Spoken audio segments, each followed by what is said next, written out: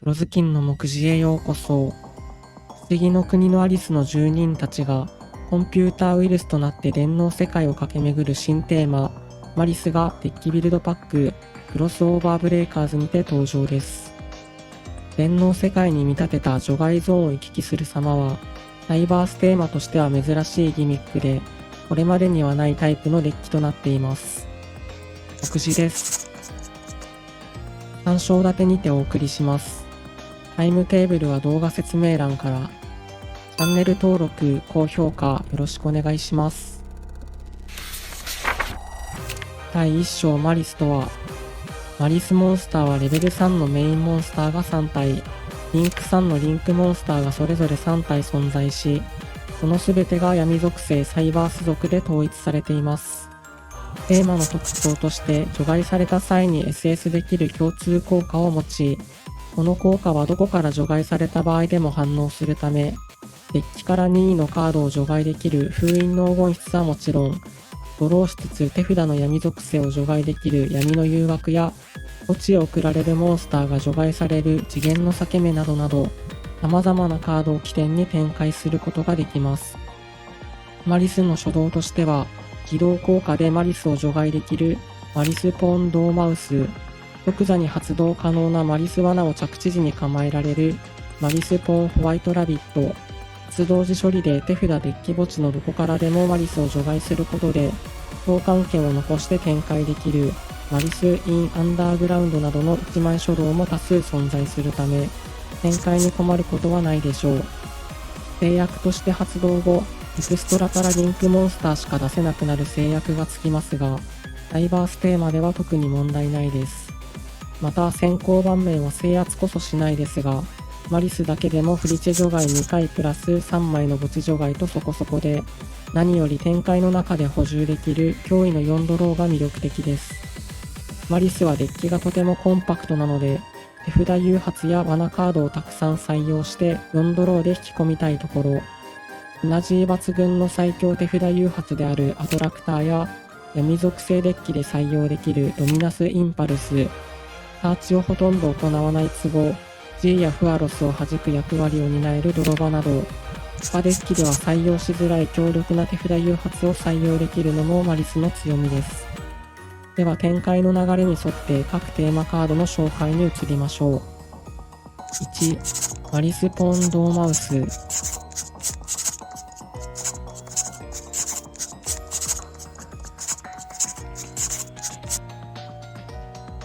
モチーフは不思議の国のアリスに登場する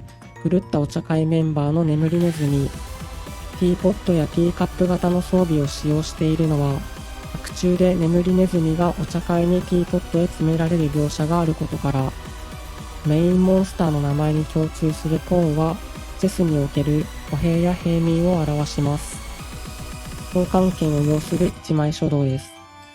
3の効果がマリス共通効果で、2がマリスリンクモンスターを強化する効果なので、メインとなるのは1の効果。ドーマウスは起動効果でデッキからマリスモンスターを除外でき、これが実質的なリクルートになります。おまけの打点パンプもマリスモンスターの全体強化となって強力。後続のマリスポーンホワイトラビットを除外しましょう。2、マリスポーンホワイトラビット。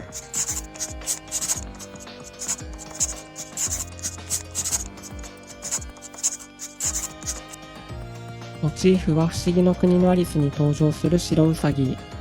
懐中時計を片手に時計型爆弾を周囲に浮かべているのは、途中で白ウサギが時計を片手に大急ぎでどこかへと走った描写があることから、固有効果は同盟カードが墓地に存在しないマリス罠をセットする効果。マリス罠は3種類存在し、いずれも場のマリスを除外することでセットしたターンに発動できます。この効果でマリスコード TB11 をセットすれば、場のホワイトラビットを除外、帰還させつつ、もう1体のマリスモンスターをリクルートできるため、ドーマウス同様1枚書道となれます。3、マリスポーンチェシャキャット。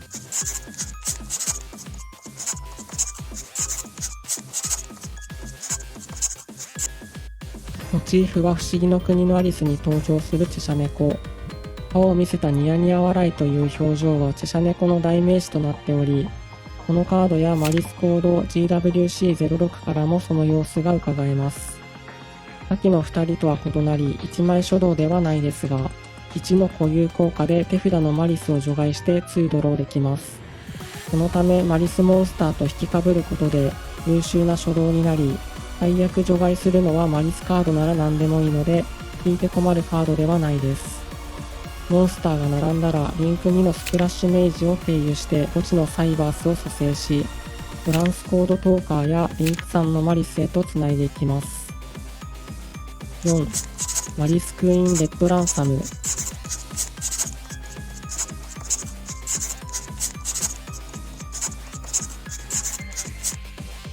モチーフは不思議の国のアリスの続編である鏡の国のアリスに登場する赤の女王。この被り物や服装から見て取れるように、リンクモンスターの名前に共通するクイーンはチェスにおける王妃を表します。また名前にあるランサムはコンピューター内のデータを暗号化し、恐怖心を煽る文言で金銭や情報を要求する画面を表示するランサムウェアというマルウェアから来ているようです。召喚条件はマリスモンスターを含むモンスター2体と緩く、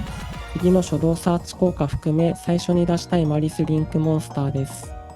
1の固有効果は SS 時にマリス魔法をサーチする効果。マリス魔法は現状フィールド魔法のマリス・イン・アンダーグラウンドしか存在せず、このカードからは手札デッキ墓地のマリスを除外できるため、マリスモンスターをさらに展開できます。3の効果はメインモンスター同様のマリス共通効果で、加えてデッキからサイバース族を除外できます。サイバース族であれば何でも除外できるので、この効果でドットスケーパーを除外すれば、さらにもう1体モンスターを展開することができます。このカードを除外するためには、先ほどちらっとお話ししたマリス罠のほか、このカードでサーチできるマリス・イン・アンダーグラウンド、後ほど紹介する同じくリンクさんのマリスクイーンホワイトバインダーを使います。5. マリス・イン・アンダーグラウンド。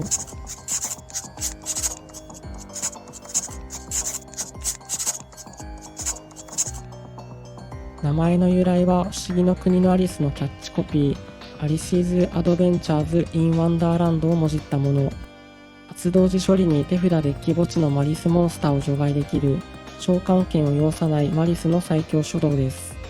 墓地からも除外できるのが優秀で、マリス罠がない場合でもリンク素材に使用したレッドランサムなどを除外して SS 効果を起動できます。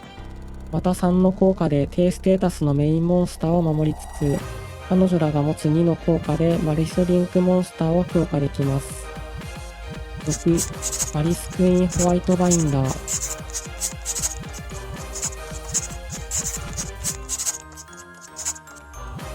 モチーフは不思議の国のアリスの続編である鏡の国のアリスに登場する白の女王。レッドランサム同様マリスモンスターを含むモンスター2体という緩い条件で召喚できますが、1の効果を考えると後から出したいモンスターです。効果は着地時にお互いの墓地のカードを合計3枚まで除外できるというもの。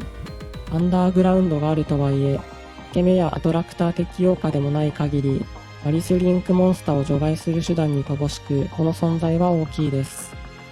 後で紹介するマリスコード GWC06 や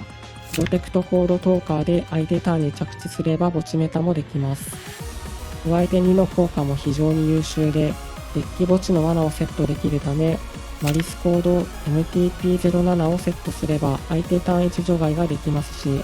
これらの使い回しも効くようになりました。ホワイトラビットやホワイトバインダーから触れるマリス罠3種もざっと見てみましょう。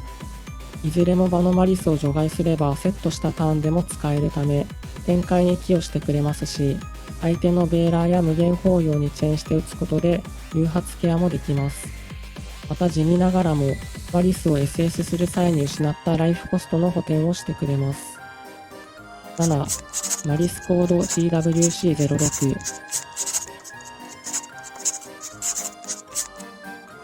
名前の由来は不思議の国のアリス第6章に登場する猫のない笑い、グリーン・ウィザウト・キャット。アリスをからかったチェシャ猫が笑顔だけを残して姿を消したことからそう言われます。元ネタはウィンドウを大量に開かせることで負荷を増大させ、ウェブブラウザを停止させるいたずらのブラウザクラッシャー。固有効果は墓地除外ゾーンのマリスの SS。リンク値を増やせるのはもちろん、特に相手ターンにホワイトバインダーを帰還させて相手の墓地メタをしつつ、自分墓地のマリスを除外するのが強力です。8、マリスコード MTP07。名称の由来は不思議の国のアリス第7章に登場する狂ったお茶会、マッドティーパーティー。固有効果はマリスモンスターをサーチしつつ、マリスリンクがいれば場のカードを除外する効果。相手ターンの妨害にはこのカードと最後に紹介するパーツオブクリプターと合わせて2除去を構えたいところです。手札から SS できるマリスがいないので展開札としての優先度は低め。9、マリスコード TB11。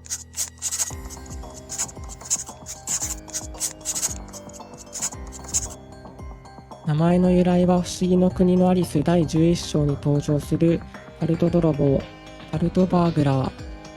固有効果はマリスモンスターのリクルートで、誘発ケア兼初動にもなれる優秀なカードです。相手の場にカードが3枚以上存在する場合、代わりにマリスリンクモンスターの SS もでき、アクセスコードトーカーなどの高リンクに即座につなぎつつの後手まくりも可能です。10、マリスクイーンハーツオブクリプター。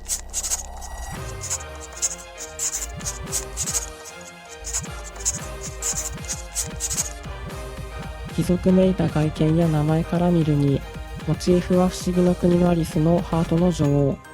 また名前にあるクリプターはプログラムやファイルの暗号化を意味します。第三者からの保護を目的としたクリプターですが、先ほどお話ししたランサムウェアはこれを悪用したもののようです。マリスモンスターを含むモンスター3体で出せる妨害効果持ちのマリスの着地点です。1の効果で MTP07 同様不利値除外ができます。2の共通効果では除外時、自身の打点を倍にして SS できます。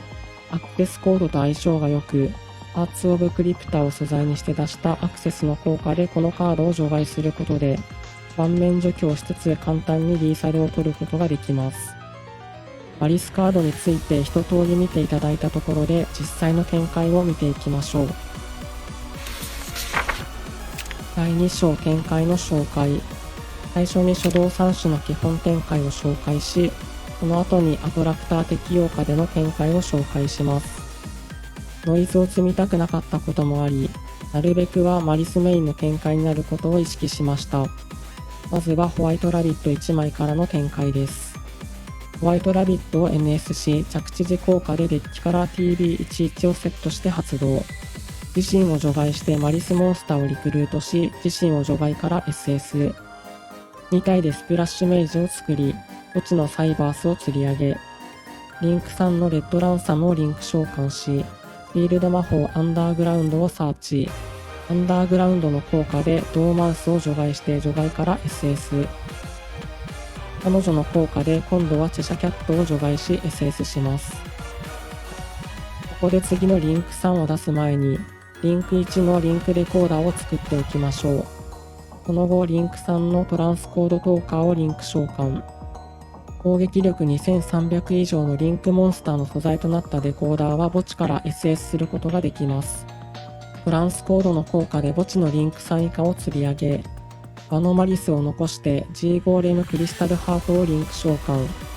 効果で墓地の地属性リンクを釣り上げます。マリスのリンク3を作るにあたってスプラッシュメイジやクリスタルハートなどのリンク2が大事になります。今度はホワイトバインダーをリンク召喚。着地時効果で互いの墓地のカードを3枚まで除外し、帰還効果を使用していないレッドランサムを除外します。レッドランサムが除外されたことでデッキのサイバースを除外、ウッドスケーパーを除外し、その効果で SS します。ここでリンク4のファイアウォールドラゴンを作りましょう。ファイアウォールドラゴンを展開に絡めることで、シャキャットによる2ドローを狙うことができます。お互いの場、墓地のカードを2枚まで手札バウンスし、チェシャキャットとそのコストを回収。手札のチェシャキャットを SS するには、ファイアウォールドラゴンのリンク先のモンスターを墓地へ送る必要があります。展開を伸ばしたいので、ホワイトバインダーの効果でセットした GWC06 を発動。墓地除外ゾーンのマリスを SS し、除外されたホワイトバインダーも帰還させつつワンドロー。ファイアウォールドラゴンを残してプロテクトコードトーカーをリンク召喚。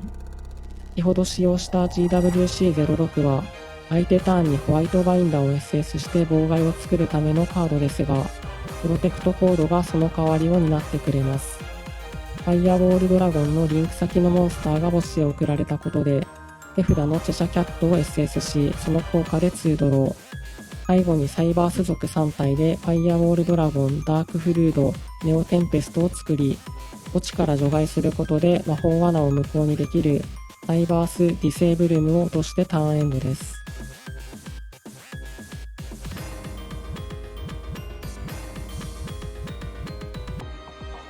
相手ターンネオテンペストの効果でメレオロジックアグリゲーターを落とせば、場の表側カードの効果を無効にできます。タイミングを見計らって墓地のプロテクトコードの効果を発動。墓地のホワイトバインダーを除外し自己蘇生します。ワンドローしつつホワイトバインダーを帰還させ着地時効果を発動。互いの墓地のカードを3枚まで除外。相手の墓地のカードを除外してもいいですが、最低限ホワイトラビットだけでも帰還させましょう。ホワイトラビットの効果でデッキから MTP07 を構えることでもう1妨害増やすことができます。また、ドーマウスをサンドイッチするようにマリスリンクを帰還させれば、ドーマウスを戦闘から守りつつ、その両者に効果破壊耐性を付与できます。最終盤面はディセーブルム、アグリゲーター、ホワイトバインダー、MTP07 の4妨害プラス4ドロー。アンダーグラウンドからでも同様の盤面を形成できます。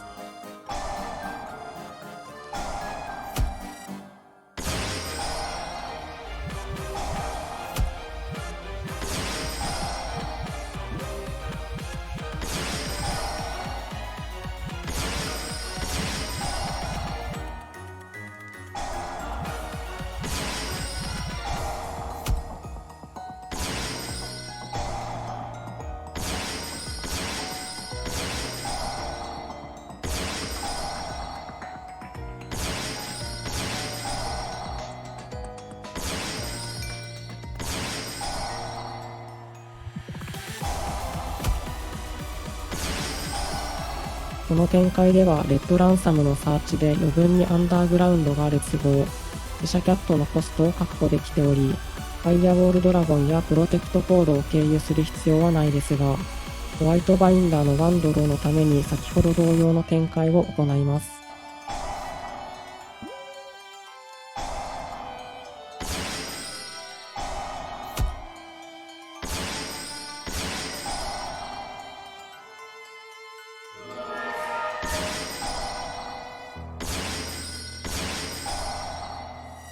盤面妨害数は先ほどのホワイトラビット書道と同じです。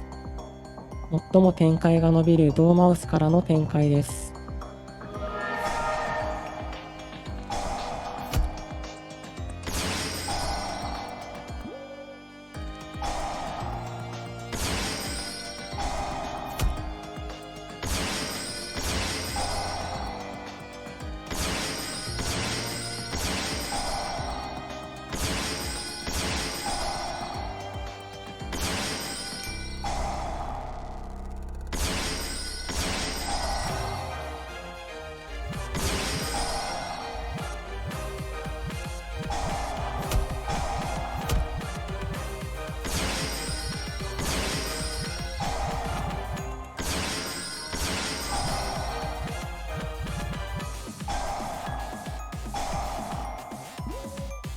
ドーマウス展開ではアンダーグラウンドを最後まで温存することができる都合、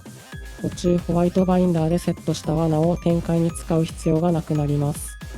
それに伴ってプロテクトコードを出す必要もなくなり、ハーツ・オブ・クリプターを出力する余裕が生まれてきます。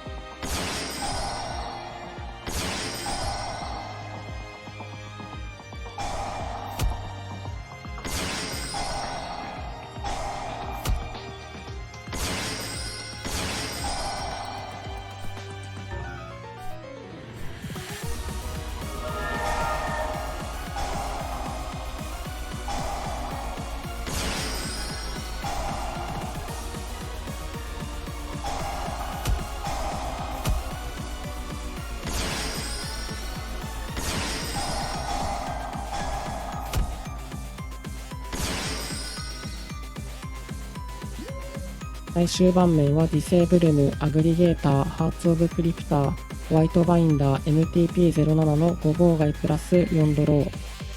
次にアトラクター適用下での展開を2つ紹介します。難しいことは特になく、2素材アポロウーサプラス1除外を目指すことになります。まずはホワイトラビットからの展開。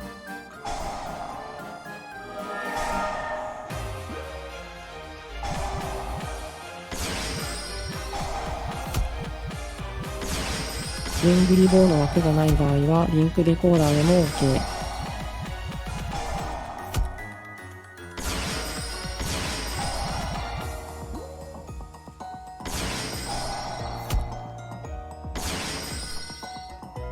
続いてドーマウスからの展開。